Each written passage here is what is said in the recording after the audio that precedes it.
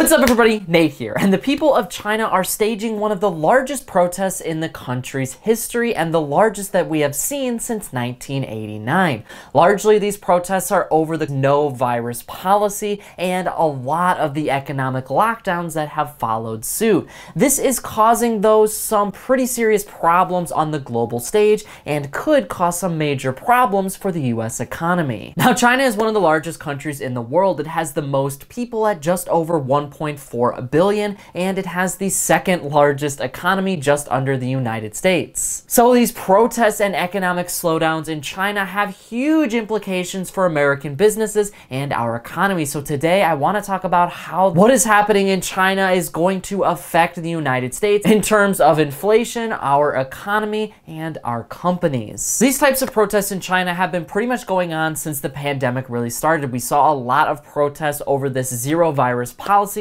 all the way back in 2020. These protests are now kind of starting to stir up again though, because the Chinese government is getting a little bit more aggressive. They don't want any single virus cases, and they're willing to lock people in their homes and stop people from doing anything that they want to because of it. Now the Chinese people fundamentally disagree with their government's practices when it comes to the zero virus policy. They don't want to have strict economic lockdowns. They want to be able to go out and do things that they want and make money and actually have a living to support their family. These lockdowns are basically stopping them from doing all of those things though. So people are coming out in the millions and starting to protest against the government, and things so far are getting pretty ugly. Now protests in general are never a good thing because people at the end of the day are going to get hurt, and a lot of these rights that the Chinese people are fighting for, they probably should have had in the first place. So while I'm glad that they're fighting for them now, it's going to be something where a lot of people get hurt, and that is a terrible thing. Now, a lot of experts are saying that the Chinese government is going to have to pivot because a lot of these protests are going to bleed into the other economic problems that they have. China's economic growth has slowed down in recent years, and that's because a lot of the workforce is not working, and we have a lot of other supply chain issues around the planet. And with all of those things kind of getting shut down because of the pandemic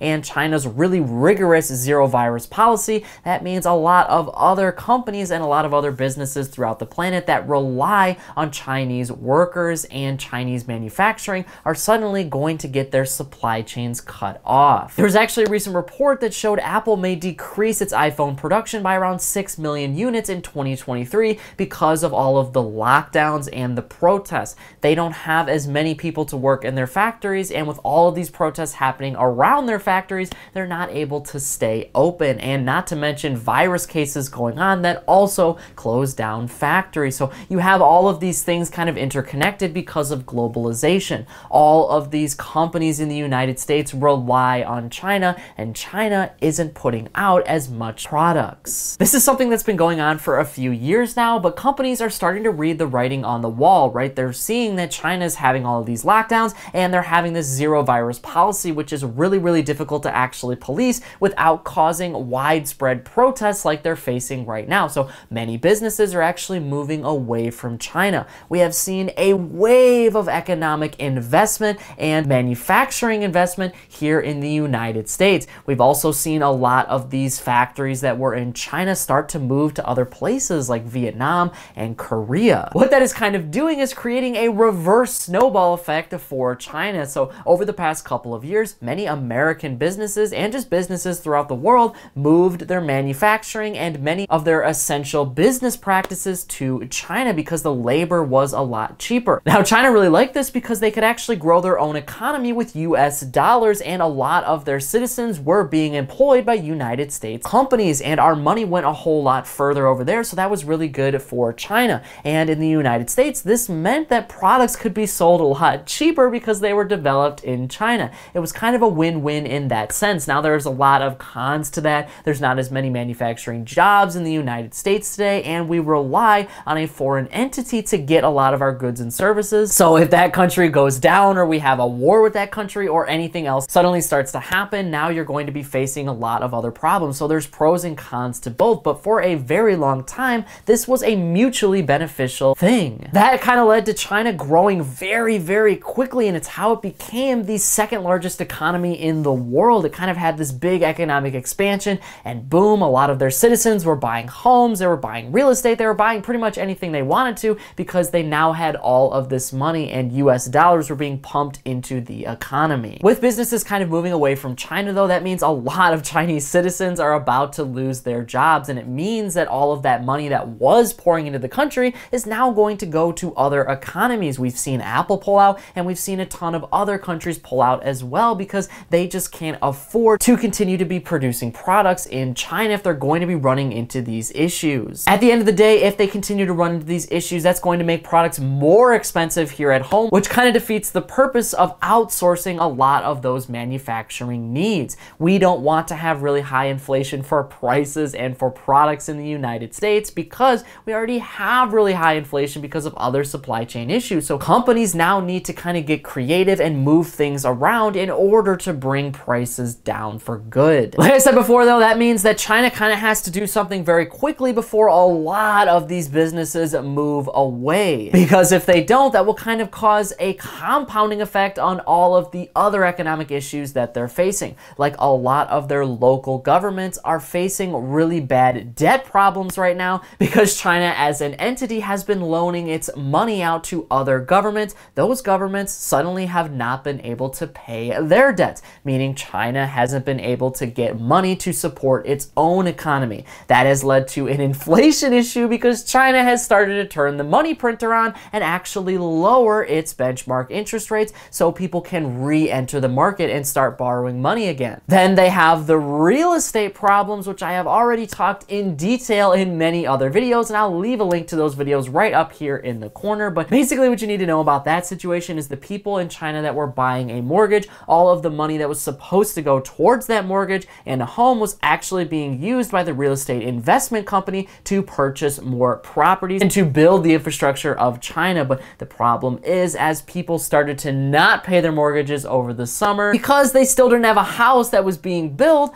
that meant that now all of these real estate giants didn't have any money to actually finish their real estate deals, and they started to collapse and pull out of them. And now you have billions of dollars in Chinese real estate sitting on the sidelines. So you have a situation in China right now where all of these protests are causing people to not work, and they're causing a lot of American businesses to pull out all of their investments. And you also have all of this compounding with real estate problems and debt problems for a lot of the local governments in China as well. Because people aren't moving around China as much because of lockdowns, that also means that OPEC and OPEC plus nations are not producing as much oil for the country anymore. They overproduced a lot over the summer, and all of that oil has gone to the United States, which is part of the reason why oil is so much cheaper and gas prices are cheaper right now in the US. The problem is OPEC is cutting back on its production because of all the lockdowns in China. Remember, China has 1.4 billion people. That is a lot of oil.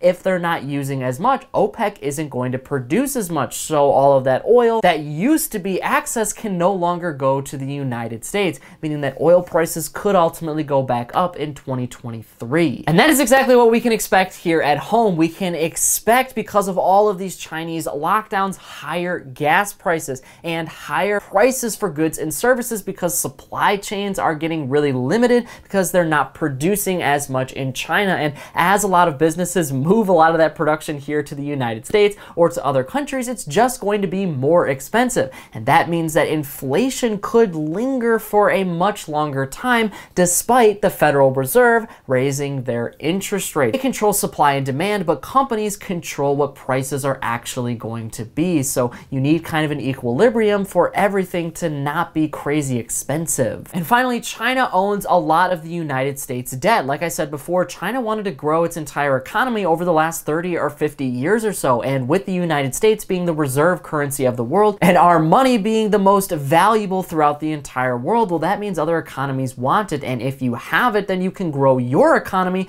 very quickly. So China has been buying a lot of our debt, and that has allowed the United States to grow really quickly, and it's allowed China to grow really quickly. But with China running into a lot of debt problems and China running into a GDP that's suddenly going to start shrinking because of lack of manufacturing, lack of jobs, and businesses pulling out in general, not to mention all of the protests happening right now, that could mean that they stop buying as much United States debt, leading the United States to not grow as quickly, or a new creditor is going to have to be found like China or Korea Korea or another nation in general. Now, there is a chance that China could pivot on its no virus policy and end a lot of the lockdowns, but many experts are saying that that probably isn't going to happen until at least March or later into 2023, which means we're going to be facing a lot of these issues, and businesses here at home are going to have to adapt fast, and they might not return to China for a very, very long time. And that is going to hit our economy. Granted, it's not going to collapse our economy, but it could mean that prices stay way higher for the extended future. Meanwhile, the Fed raises its interest rates. That keeps demand low, making Americans spend even less money, which is going to hurt our business cycle in general. It's going to hurt jobs, and it's going to hurt our GDP and economy in the future. And the protests in China could mean a new beginning for the country in general. This could be the spark of something much bigger for China and a lot of other surrounding countries throughout the world that could end up fundamentally changing China economically, and it could mean that new leadership comes next as well. So we could actually be witnessing the first and major economic and cultural shift in Chinese history, and that is going to send waves throughout the entire planet. But that is it for today's business and financial news breakdown. Thank you so much for watching. If you want to stay up to date with all the top business and financial news from around the country, our team puts together a free daily newsletter, and you can subscribe to it by clicking the link in this corner right here. And if you want to stay up to date with me and everything else happening in the business and financial world, I'm putting out updates 7 days a week over here on this channel, and I've actually got another one ready for you right here, so be sure to check that out before you go. That is it for me, everybody. Be kind out there, and I'll see you all in the next one.